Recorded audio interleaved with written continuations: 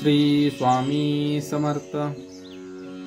नमस्कार स्वामी भक्तांनो, आज तुमच्यासाठी एक नवीन स्वामी संदेश घेऊन आलो आहे. हा संदेश नक्की तुमचा जीवनाकडे बघण्याचा दृष्टिकोन बदलून टाकेल.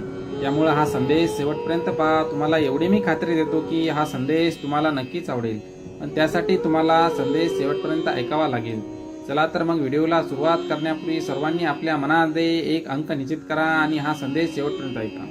हा संदेश तुम्हाला 100% जरी पटला नाही तरी त्यातील जे पण पटेल तुम्हाला 1-2 वाक्ये तर ते तुमच्या जीवनामध्ये अंमल करण्याचा प्रयत्न करा, त्यानुसार वागण्याचा प्रयत्न करा. प्रत्येक अंकानुसार स्वामी काय सांगतील ते मी तुम्हाला आता या संदेशामार्फत सांगणार आहे. चला तर मग आता ज्यांनी 13 नंबरचा अंक मनात धरून जे भक्त येथपर्यंत आलेले आहे त्या भक्तांसाठी स्वामी काय संदेश देऊ इच्छितात ते आता आपण पाहूया. स्वामी सांगतात, अरे तू नेहमी आमच्या दरबारात येतो आणि आमच्याकडे तक्रार करतो की तुला पैशाचं सुख नाहीये. नशिबात फक्त दुःख, दारिद्र्य आणि गरिबीच लिहिलेली आहे. पैसा जो आहे तो तुला पुरतच नाही आणि दुःख हे तर तुझ्या 5वीला पुंजलेलं आहे, अशी तक्रार तुझी नेहमी आमच्याकडे असते. कधी कधी तुझ्या नशिबाला दोष देतो, कधी कधी तुझ्या पत्रिकेला दोष देतो आणि कधी कधी आमच्यावरती सुद्धा शंका घेतो आणि कधीही स्वतःवरचा आत्मविश्वास सुद्धा गमावून बसतो. त्यामुळे आज तुला आम्ही अनमोल असा विचार सांगणार आहोत. बघ, पटत असेल तर त्यावरती विचार कर. हे बघ, तुझ्या नशिबामध्ये काय लिहिलेलं आहे हे तुझ्यापेक्षा जास्त आम्हाला ठाऊक आहे. आणि हो, काही गोष्टी तुझ्या नशिबात लिहिल्या नसतील त्या तुला आम्ही मिळवून देऊ. फक्त तू आमचे नामस्मरण कर. तू जर आमच्या मार्गात असेल तर तुझ्या नशिबात लिहिलेल्या नसलेल्या गोष्टी सुद्धा तुला मिळणार आहे. पण तू जो आमच्याकडे तक्रार करतो, तुझ्याकडे पैसा टिकत नाही, नशीब साथ देत नाही, तर या गोष्टींचा तू अंतर्मनातनं एकदा विचार कर की तुझे कुठेतरी काहीतरी चुकतंय का. एकदा अंतर्मनामध्ये डोकावून बघ. तुला जर समजत नसेल तर आम्ही तुला सांगतो. तुझ्याकडे जो पैसा येतो ना, जो टिकत नाही, याला जबाबदार तूच आहेस, आम्ही नाही. आम्ही म्हणत नाही की तू खर्च करू नको, तू हवा तसा खर्च कर. अन्न, वस्त्र, निवारा या 3 मूलभूत गरजा असल्या तरी आता सध्या काळानुसार सगळं काही बदलत चाललं आहे. जग बदलत चाललं आहे आणि नवीन गोष्टी आता समोर येत आहेत. जगामध्ये तुला प्रत्येक गोष्ट घ्यायची आहे आणि नवीन आलेली गोष्ट तुला खरेदी करायची आहे.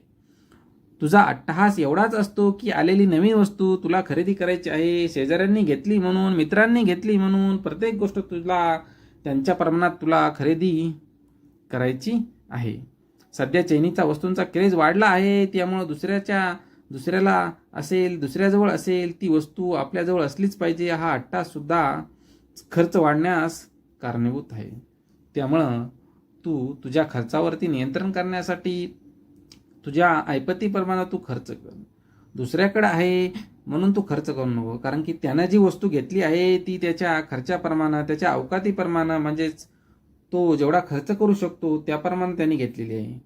तू सुद्धा त्याप्रमाणे तुझा खर्च कर.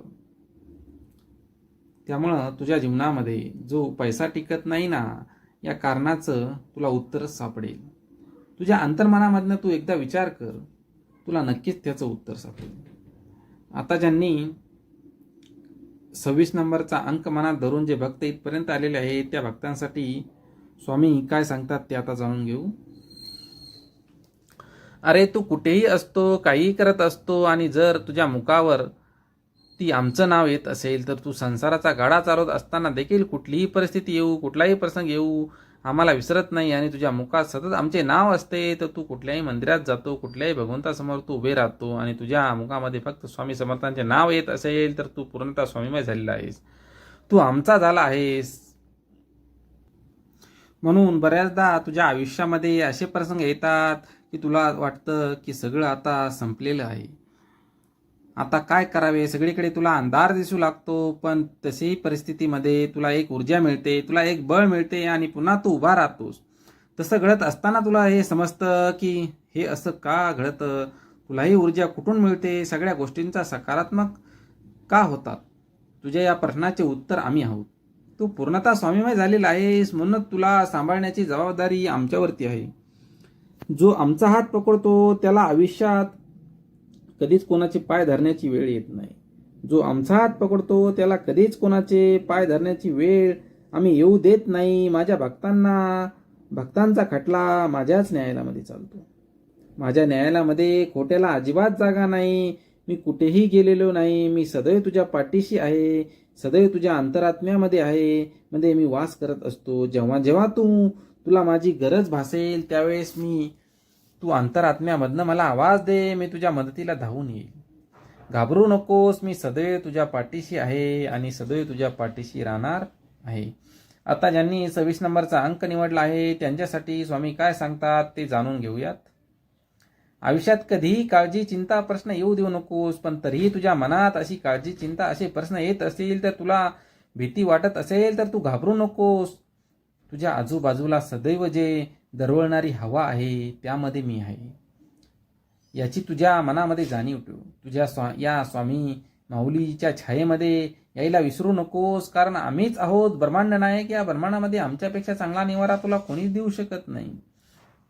तू माझ्या दरबारात येतो हा योगायोग नसून तो मी जुळून आणलेला योगायोग आहे. कारण तुझं आणि माझं नातं हे फार जुनं आहे. आपलं जन्माजन्मीचे ऋणानुबंध आहेत. फक्त हे आयुष्य जगत असताना एक गोष्ट लक्षात ठेव. मोह नसावा पैशाचा, गर्व नसावा श्रीमंतीचा, पण झोपडी का असेना पण घास असावा समाधानाचा. तरच आनंद मिळतो या जीवनाचा, तरच आनंद मिळतो या जीवनाचा. अरे भोग हे भोगावेच लागतात, पण त्याचा भागाकार होत नाही, पण बेरीज होऊ शकते. कर्म जर चांगले असतील आणि तू आमच्या भक्तीमध्ये रममान होत असेल तर वजाबाकी करण्याची जबाबदारी देखील आम्ही उचलतो रे. अरे माझ्या भक्तांच्या आयुष्याचा लेखक मी आहे. ज्यावेळेस माझ्या भक्तांची सहनशक्ती संपते त्यावेळेस त्यांच्या आयुष्यामध्ये काय लिहायचं आणि काय नाही लिहायचं ते आम्ही ठरवत असतो. त्यामुळं अशा भक्तांना आम्ही सांगतो, भिवू नकोस, मी तुझ्या पाठीशी आहे. भिवू नकोस, मी तुझ्या पाठीशी आहे. स्वामी भक्तांनो, तुम्ही स्वामी समर्थांचे निस्सीम भक्त आहात हे आम्हाला माहीत आहे. त्यामुळं तुमच्या मनातील इच्छा, तुमच्या मनातील वेदना तुम्ही स्वामी समर्थांपर्यंत कमेंट रूपाने पोहोचवा.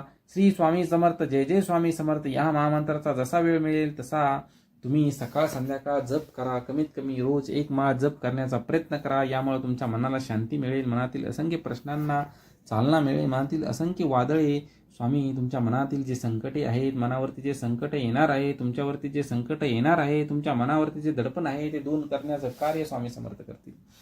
श्री स्वामी समर्थ, जय जय स्वामी समर्थ अशी कमेंट व्हिडिओला टाका. तुम्ही जर आतापर्यंत स्वामी समर्थ माझी आई या यूट्यूब चॅनलला सबस्क्राईब केलं नसेल तर कृपया एकदा सबस्क्राईब करा, बेल आयकॉनला क्लिक करा. यामुळे आमचे नवनवीन अपडेट, नवनवीन व्हिडिओ तुमच्यापर्यंत नक्कीच पोहोचत राहतील.